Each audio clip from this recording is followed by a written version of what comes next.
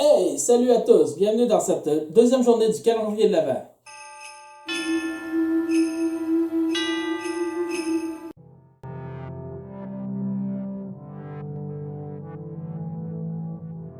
Encore aujourd'hui, nous allons découvrir et déguster une bière mystère que je vais sortir direct de ma caisse. Encore aujourd'hui, nous avons une belle canette, donc je pense pas que mon débouche-bouteille va être utile encore. Bon, nous avons aujourd'hui une double IPA de la microbrasserie artisanale Ralbock. Microbrasserie Ralbock, j'en ai déjà entendu parler, j'y ai jamais goûté, mais nous allons aller voir où est-ce qu'elle est située. Comme nous pouvons le voir sur leur site internet, la brasserie et le pub est situé à Saint-Jean-Port-Joli. Ils ont une usine également à la Pocatière. La bière que nous buvons aujourd'hui, c'est la Collabo Yakima Chief Hot. Elle contient 8,2% d'alcool. C'est une bière extra forte. Peut-être qu'elle va ressembler à celle d'hier.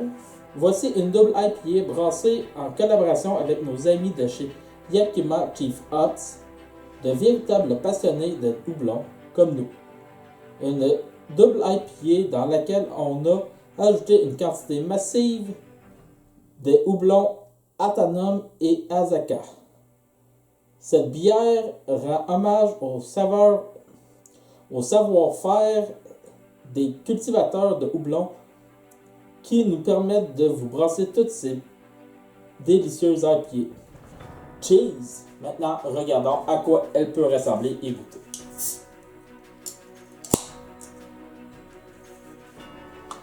Oh! Celle-là, elle sent fort l'IPA. Oups! Oh, qu'est-ce que je peux dire à la première allure? On voit que la mousse est épaisse et ne perd pas de sa consistance rapidement. Donc, les grains sont de qualité. La couleur est plutôt un maudit reflet parce que j'ai l'impression que le reflet donne une allure plus jaune pâle, mais elle a une couleur plus d'un teinte jaune orangé, semi-transparent. Venons-en à la dégustation. On sent les arômes de fruits.